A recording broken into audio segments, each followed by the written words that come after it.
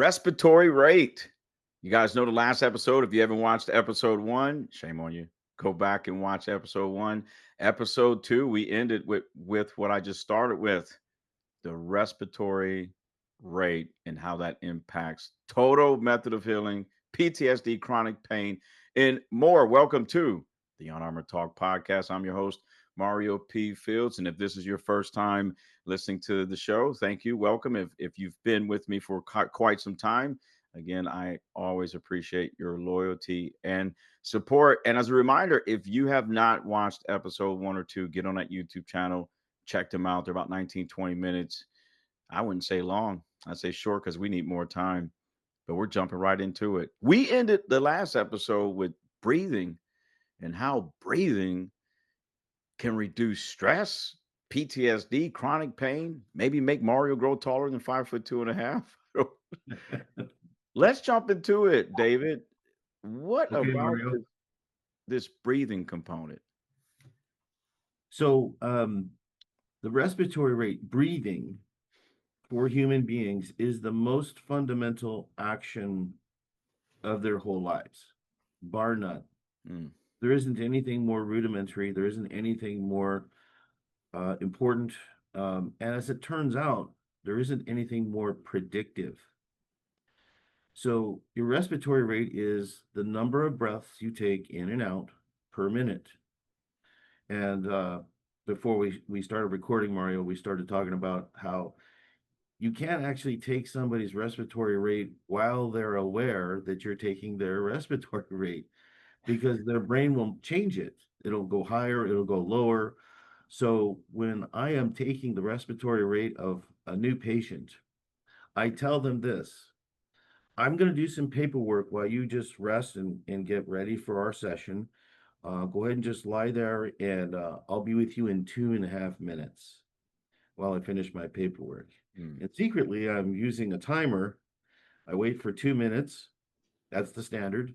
And then I take their respiratory rate. Then you get an authentic rate. But if you get anybody that has any awareness that it's a false read, you can't even take it. It'll be way faster, or usually way slower than what's actual for that person. That makes all the sense in the world every time I go to the hospital or any medical facility and they go, I'm about to check your heart rate. It goes up. Or you just help me even when I'm facilitating United States Department of Labor employment workshops for transitioning service members. Before we do an assessment, one of the workshops, I go, the assessment you're about to do, that Dr. Holland Rice had coach, it's going to. And the moment I say that, everyone changes. David, you just helped me ch- change the way I even do things. But so interesting. So there's this phenomenon called white coat high blood pressure, and it happens every day in all the hospitals across the world where people get intimidated or excited and stressed about seeing a doctor in a white coat, which are slowly but surely they're getting rid of them partially because of this, but just seeing the person, man or woman doctor with a white coat on is intimidating, and your blood pressure will usually go up because it's a little intimidating for folks. But back to respiratory rate. So I didn't go looking and assuming that respiratory rate was going to be significant in working with vets and civilians for Mhm. PTSD. What happened was I had a team of around 20 people, and we went into several inpatient and outpatient environments for addiction. Not to mention our home facility where we were taking measurements of, dozens of people every single day as they went through. And after about 2.5 years of taking this information in, I sat down with the information in my laptop for a little while, and I started to see that this this huge amount of data, 22,000 measurements, started to populate itself into columns. Mm. And I thought that's kind of curious. And when that happens in science and it just happens organically like that, that's something that should really catch your attention. And it turns out that not only does the respiratory rate predict things like sleep, how well you sleep, Mhm. how much of a reaction to a given stress thing that happens in your life, how much of a stress reaction you have. So a stress reaction that's above normal, we would call high stress reactivity. So um, it also predicts how your brain dominance. Brain dominance is, are you using your high brain or your low brain? Your Mm, low brain is what dominates the PTSD environment. Um, it it, it predicts things with jaw problems. Like who saw that one coming? Focus and concentration. That's one of my favorite topics to speak on. And and about 20 other things that are all issues that people that are facing PTSD are looking at. mm, And so then after it divided itself into four columns. I call it the red column. If you're in the red column, you pretty much have PTSD. Then there's a yellow, then there's a blue, and then a green in a progression of improvement. So obviously you want to go from the red to the green, right. right? Um, but right in the middle of this chart that was organically produced, something amazing happened. And when I mean the geographical middle of this chart. What happened was it created a dividing line. Either you were healing at an acceptable rate or you were not healing at an acceptable rate. You know, if you're going to, let's say, excuse me, let's say you're in therapy for 3 years and you're still working on your PTSD, that's not a good sign of healing well. Mm, It's just taking too much time. Um, Whereas when you're healing rapidly and you look at the respiratory rate's always very low.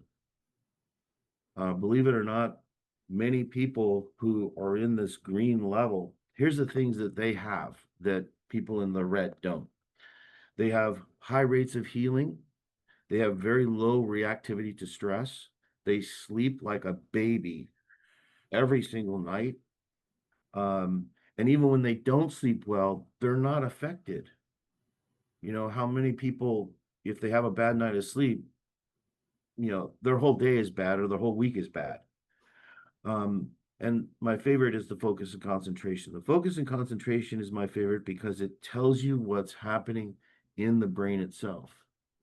And I would have never, you've mentioned some interesting things. One, I love how David, how you mentioned you weren't even looking for this. yeah, Like you said in science, you're going, what's that? What? Okay, team of 20. What is this? We're not yeah, even looking. What is it telling us? And then two, how you were able to take those analytics and put them into four quadrants, four columns, mhm, and connect that to some scientific trends. If I may ask, in that first column, the red, because let's be real, unless you're wearing some dress blues with a red stripe, if you will. I- what respiratory rate have you seen consistent with folks in the red and PTSD and chronic stress and pain and all of that? What very rate? simple. 19. If So you're breathing 19 is low. 19, if you're breathing 19 or above per minute, okay, and it's not like you can go, okay, I'm gonna measure my breathing. I'm gonna put my phone next to me and I'm gonna just breathe and see what my it's not gonna work.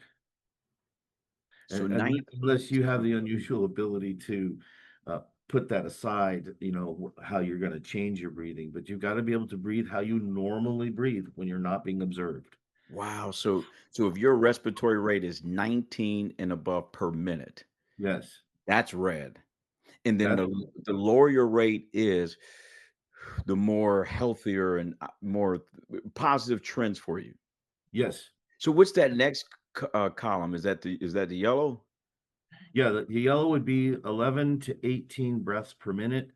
That puts you in the yellow. And let me just say one thing about the red. If you're in the red, I would say there's a 99% chance You have PTSD, whether civilian or military forms, Mhm. and they're not the same. But if you're in the red, you pretty much have PTSD because this mechanism of breathing and the brain and what's happening in our mind and all this, it's all interconnected, as everyone knows. And so you want to go from the red to the green, obviously. And knowing these numbers helps us to be able to objectively look at a person's situation, Mm. and we can go, oh, well, your respiratory rate's now 10. That means you're in the blue. Congratulations. There's no PTSD in the blue. Okay. You, There's just you know there's what's not there. and you know what's funny? It not funny, but it's interesting is you know, and you've heard me and other folks have heard me. You know, I'm on the backside of major depressive disorder. You know, I am no more medication. I am past. I won't say beat it. I'm no longer ill. But I've Mhm, noticed my respiratory rate from my watch, I'm below 19. mhm, And what I didn't correlate until I met you and we are doing these wonderful episodes is why do I feel so much better? I'm more resilient. And mhm. I was thinking of, oh, it's because of many things, but not my rate. Yeah, who would have made this correlation? By the way, I have to full disclosure to our audience, Mario. Um, I don't know why it might be because of a head injury I had when I was a child, but I do almost everything completely backwards. Um, when I write an article, for example, when I'm done and I think, hey, okay, that's a good article. All I got to do is reverse the order of the paragraphs and it'll make sense to everybody else. I've been doing this for the same way for 35 years. So, and one of the reasons why I'm saying that is that, what you were saying about intention, I didn't have an intention to create this chart that, um, it's an amazing piece of technology because it makes very something very complicated and makes it very simple. Mm, You can have a third grade education and look at this chart and go, I know exactly what it means. I know exactly what it's saying to me, and I know exactly what to do now. wow. And our breathing technologies that we've developed are different because I concluded a long time ago with great general acceptance by both scientists and regular people every day that stress, particularly chronic stress, is what causes almost all of our ills. Mm. Is that And why, David, I've heard people say the cliche of stress kills. yes, yes, there's four kinds of stresses. One of them is called background stress. And Mario, this is the one that kills people. Mm, Okay, it works like this. Every time that something stressful happens in your life, a little piece of that goes into like a backpack that you carry around 24/7. It's there when you sleep. And that little nugget of stress, you keep adding more and more nuggets of negative stress into that background we call background stress. And what happens is that it just simply overwhelms all your biological systems. Um, what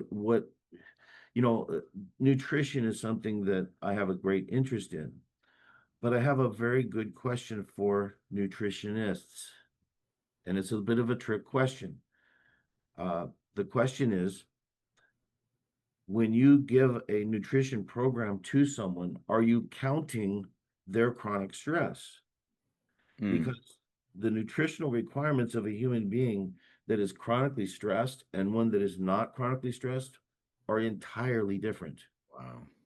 And nobody's counting that in the science of nutrition, which is a very, very difficult and complicated science. We're only now just starting to make headway with nutrition as a real bona fide science. Um, so it's the stress. It's like, in politics, it's the money, dummy. And with human beings' health and well-being, it's our stress. And to the degree that you have resources to overcome that chronic stress is very predictive of the quality and longevity of one's life. And And depending on the how much, like you said, the 4 components, and that one is that background stress, and even, even the way you correlated the nutritionist, and I watched myself and my wife kind of, "Hey, we wanna get healthier," we're getting, I don't say older anymore, David, I say we're getting seasoned, but but even my wife, I've never heard her come home and say, I talked to the nutritionist, even myself, and they said, well, first, Mario, let's take a deep dive, if you will. And what's your environment? Before we even get to the caloric intake and the type Mhm, of foods, how is your daily living? What's stressful to you? mhm. And let's take an inventory of things that may be good stress, bad stress. What is it? And what's the background? What's another stressor, Dave? You talked about that background. What's another one? Well, before I tell you another one, I just had this thought. It's a Yeah. brainstorm thought for our military brothers and sisters. Um, what the military teaches you how to do and to do well is to offset the momentary stress Mhm. and have muscle memory intervene where the normal human reaction would be to do something else. In your training, you are trained to do something very specific under a stressful situation. People think they take that as that it erases the stress. It does not. Mm. I'm guilty of that. Guilty This of is one of charge. the components of military training and Mhm. military version of PTSD that is not found in the civilian because civilians don't have those types of training. So Mm. what happens is that buildup in the background stress grows more rapidly and more voraciously in the minds and bodies and souls of the military as opposed to civilian. Wow. It's one of the markers that makes it different because you're not allowed to have, it's not efficient to have, Mhm. it's a bad idea to have normal reactions in military environments. Interesting. Interesting. It and now as you have really since 1994, and you continue to refine this total method of healing, and especially for these episodes as it pertains to veterans, PTSD, chronic pain, and more. Um, have you seen it more challenging to deal with your veteran patients when it comes to what you just mentioned, as compared to your civilian patients? Yes, and you'd think it's because of the intensity of the PTSD. That's not the problem at all. That is not the problem, and that's always a shock to them. It's in the motivation to heal. Mm, What happens with our military brothers and sisters is that they, as a general rule, cannot find internal motivation to heal from this mm, devastating problem. They may, and I say may, mm, find the motivation to do it for their wife or to do it mm. for children, or it has to have a mission that's not direct about that person. Powerful. And I 100% can relate. Where when I first got out, you're right, you're accurate, and I wanna say right, is if I could find someone or something to latch on to make me change in a better way or heal, Mhm, that was the motivational factor. mhm, Until recently, when I changed that mindset, you've helped me and other folks where I'm going, no, the motivation is for you to get you better, and it's you that needs to motivate yourself. mhm, And I have so many veteran colleagues and counterparts that I can name them today, where mhm, when they lose that thing for themselves to heal, they just sink into deep depression. Mhm. Wow. Yeah, And they won't take steps for themselves, on mm, behalf of themselves. mm, I believe that this is a part of the in service mm, context. You're in service to the country, to your platoon, to your division, to whatever. But there's no military person out there that's in service to themselves. no. That's an oxymoron. You Uh, wouldn't survive. so Wow. there's these little hidden things that the public needs to become aware of. So if you're somebody suffering from PTSD and you're ex-military, you need to find the person you love the most, who's impacted the most by your PTSD, and say, for them, I will heal. Now you have a mission that's an in-service mission, and you will do very well with that. Mhm. Mm. Man, I can't wait to fly out to California. Your money's no good around me. Uh, David, your money's no good. Now, everyone, we talked about the rate, the respiratory rate of breathing. Mhm, David, before I do it, everyone's going to be mad at me. What mhm. was the green? If you're in the green, what was that sweet spot, that rate, that respiratory rate? 7 or below. 7 or below. Breaths per minute. Mhm.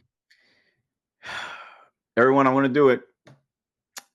We're going to end it. Next episode, we're going to get into the details on the how. How's that diaphragm from David's expertise on how does he help clients around the world, veterans, and more. And I know y'all mad at me, but I don't care. More to come. David, oh, I love you like a brother, man. You too, Mario. You are my brother. Yes, I am. Well, everyone, you guys know the deal.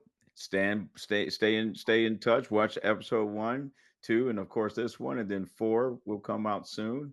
But until then, I will continue to intentionally pray for you, the listener and viewers, your family, friends, and any living being around you. David, have a wonderful day. Thank you, Mario. You too.